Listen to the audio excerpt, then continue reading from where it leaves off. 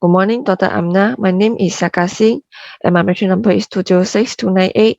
Today, I will present a social issue which is elder abuse.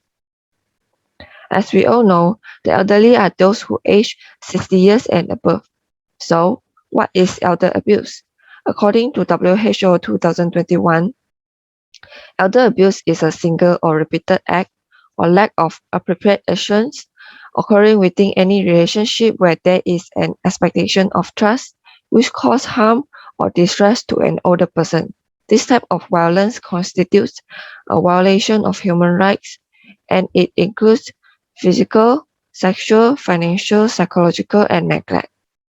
Moreover, the Malaysian 2018 National Health and Morbidity Survey reported a prevalence of elder abuse at 9%. This means almost 1 in 10 senior citizens suffers at the hand of his or her loved ones. Therefore, elder abuse is a serious social issue that we need to focus on.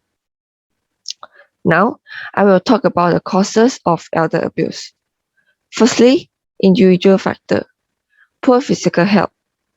The elderly who have poor physical health, such as hearing loss and cataracts, will expose them to abuse. Because the elderly are difficult to manage their life by themselves, so they need to rely on their caregivers for everything.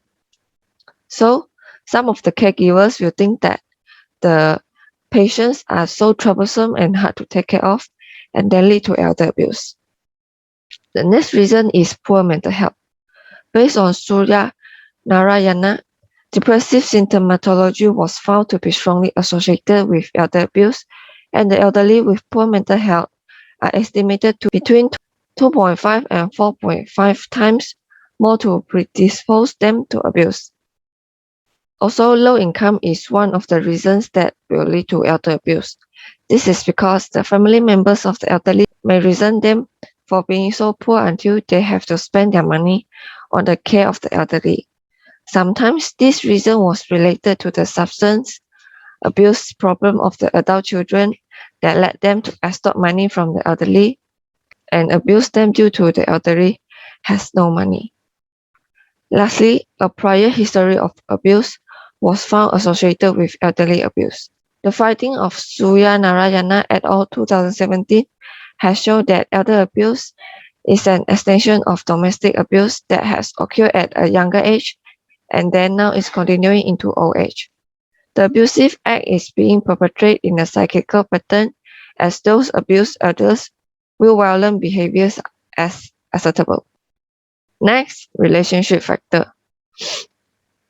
First, abuser dependency. Normally, the abuser will depend on the elderly for housing or financial assistance. When desperate or addictive adult children want to get money from the elderly, they will do whatever to achieve their purposes, including abusing the elderly. Next, the stress of caregivers. This includes those adult children who are under a lot of stress in their work, but they still need to take care of their elderly parents after work, as well as stressful caregivers who need to take care of a lot of elderly people in old folks' home at a time. They will abuse the elderly to release their stress. Lastly, a shared living arrangement will increase the opportunities for contact, so conflict and mistreatment are easier to happen. For example, the conflict will happen when the living place is overcrowded and lack of privacy among the family members. The last factor is community factor. The first one is ageism. Ageism includes stereotypes, myths, outright dislike, avoidance of contact, and so on. Therefore, the elderly will feel that they are being neglected or emotionally abused by those people. Next, norms that normalize violence. This situation refers to the acceptance that violence is an immutable part of life. Hence, when the elderly are being abused and treated rudely, people will think that it is acceptable for the abuser to do so. Lastly, social isolation. Poor social support from friends, family, and neighbors may cause the elderly to be at risk of social isolation. The elderly that not hearing from family or friends and are not socially active also contribute to this reason. Now, I will talk about the effects of elder abuse. For individual effects, it includes depression.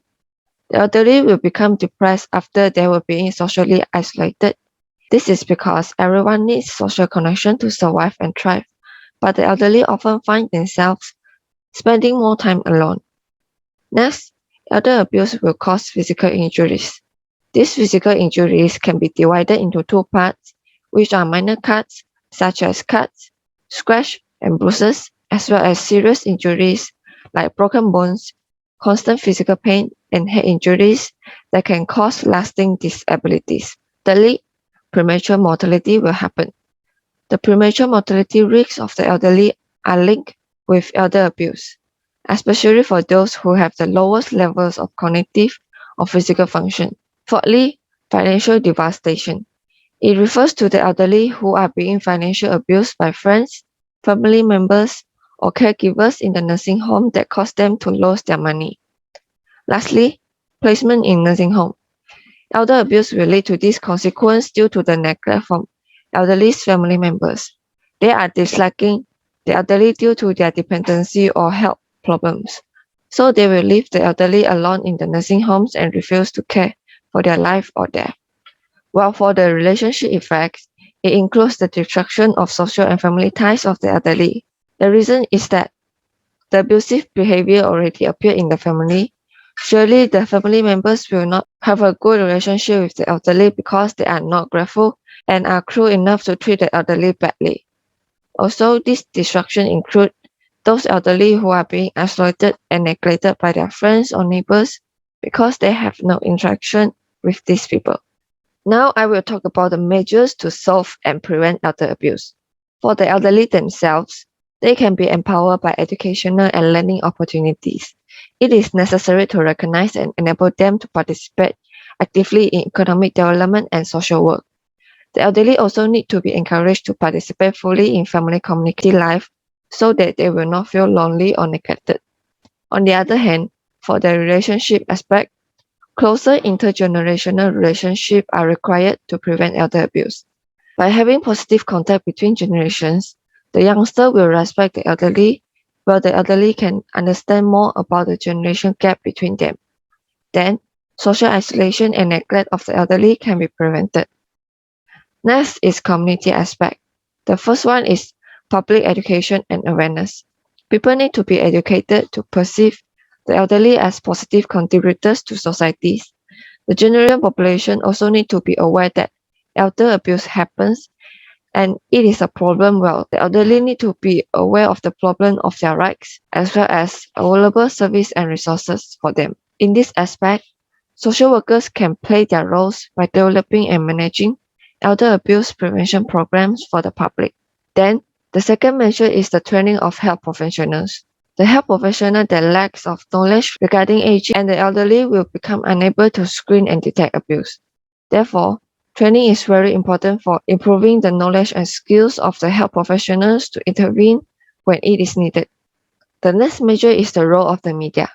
The role of the media is crucial to change negative attitudes and practice toward the elderly. The existing network of TV, radio station, print media, and local government needs to be involved in awareness building process regarding the elderly abuse issue. The last measure is the specific acts for elders. The government needs to provide a specific act for the elderly to prevent elder abuse. For example, in Malaysia, elder abuse cases are being classified under the same law as domestic violence in marriage cases, which is Act 521.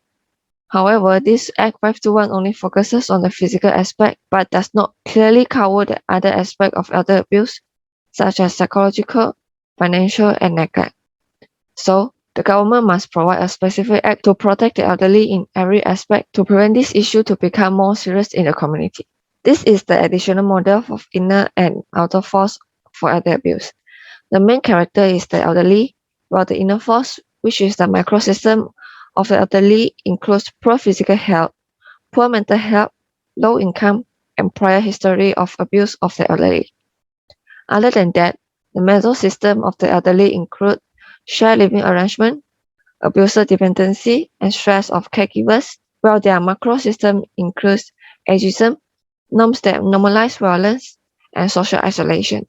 All these elements in the microsystem, mesosystem, and macrosystem are the factors that cause elder abuse to happen, just like everything I explained before. This is the references and this is the attachment. So in conclusion, elder abuse is a serious issue and it requires attention from the government and the public to prevent this issue to become worse. Interdisciplinary collaboration are critical needed for health professionals, law enforcement, social services, community organizations, and other relevant fields to work effectively to reduce elder abuse to happen. That's all from me. Thank you.